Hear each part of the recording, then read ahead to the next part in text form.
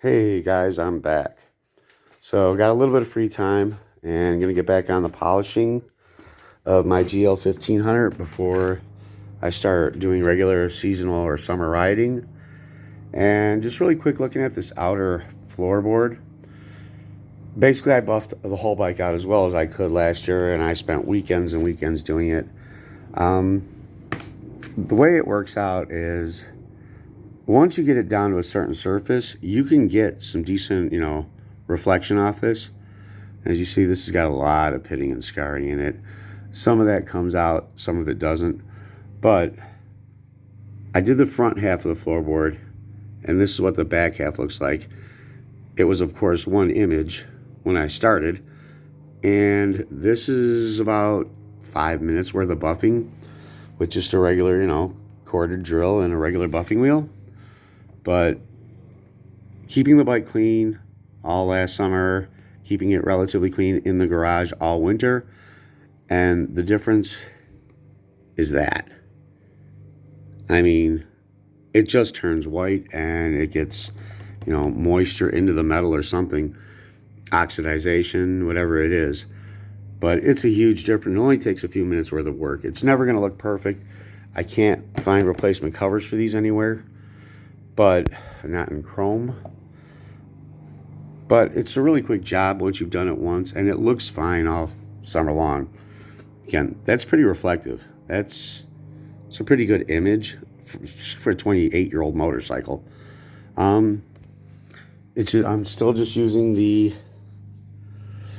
white diamond for metals, and I put it on thin, watery, just kind of massage it on, let it dry for a few minutes, and then just buff it off. Just clean microfiber rag, nothing special.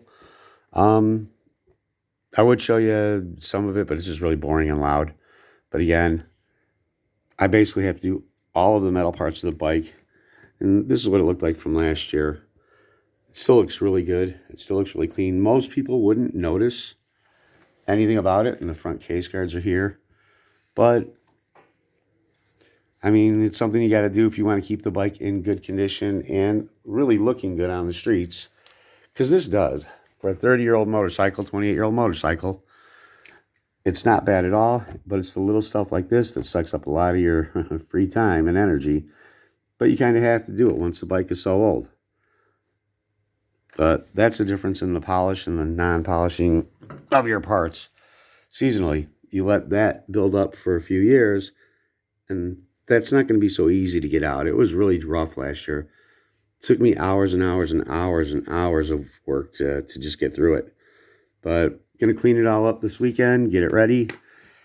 And I'm thinking about making a walkthrough video. If anybody wants to see like a actual walkthrough video of this bike, I've never really done a whole one. I've always kind of just stuck to specific areas that I was playing with. But I see a lot of them, guys, just kind of walking around their bike and telling you what it does.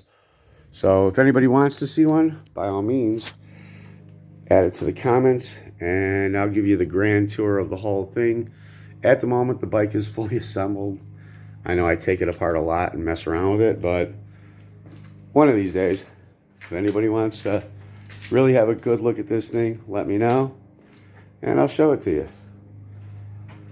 Because I'm still pretty happy with this bike. I've had it almost a year and a half now, and I've really got no complaints, especially when you think about how little the bike cost me, and really all it does take is elbow grease, just putting the time in to keep it clean. Still runs great. I have absolutely no mechanical issues with it yet. So thanks a lot for your time, and we'll talk to you soon.